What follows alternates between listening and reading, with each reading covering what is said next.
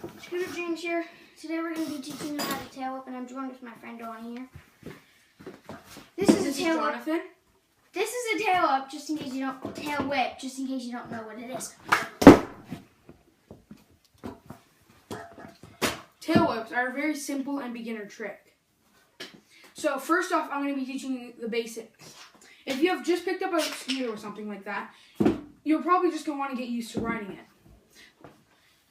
A normal bunny hop will not work for this trick. What you guys want to do is something called a J hop, where you go up, you bring your front wheel up, and then you lob your back wheel up. This will make the trick a lot easier. Also, the higher you jump, the more time you'll have. Because like if you jump like this high, like 2 centimeters, then you'll have to whip a lot faster. But in comparison to jumping like 10 feet or something. But let's get realistic. Like if you're jumping like this high, you'll have more time than jumping like this high. And that's what it matters. And another basic thing about learning a tail is you need to know how to whip and which way you whip.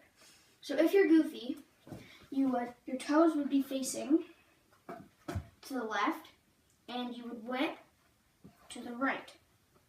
If you're regular, your toes would be facing to the right and you would whip to the left.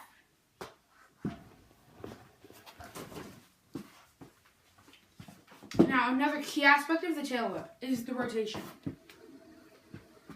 As you can see there, I spun the deck very fast. How you want to do this?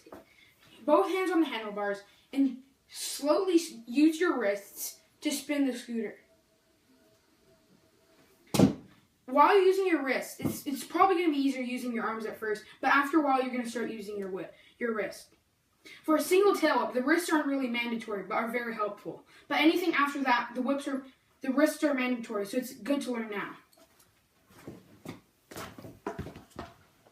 Another thing about whipping it, you need to know how to control. So you don't just want to go all out and just be going like this and whipping as fast as you can. You need to have control. So as soon as you whip, you know how to catch it and hold on to it. And catching is also very important because if you don't have control and you just keep on whipping, you're not going to land the trick. And catching is when you catch it, when you like hold the deck in midair before you land. And there are 2 ways of catching. With 1 foot, which is how I do it, or with 2 feet, by going like this. How I do it. Yeah, how he does. Now, we're going to show you a slow motion clip of a tail whip afterwards. But here's a tail whip catch afterwards, sorry. But here's a quick example of when you bring it together, this should happen. And before we get into that, you guys probably want to learn this trick fly out because you can get more air. After you've mastered it on fly out, your rotation will probably be fast enough for you to do it on flat.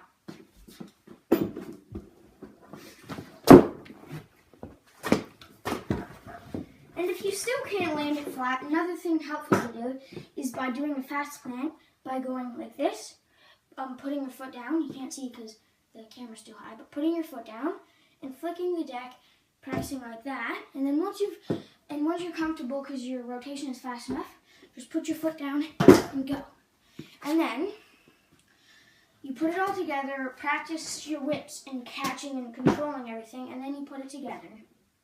And you'll master the trick of a tail whip. This is Scooter Dreamz, and thanks guys for watching.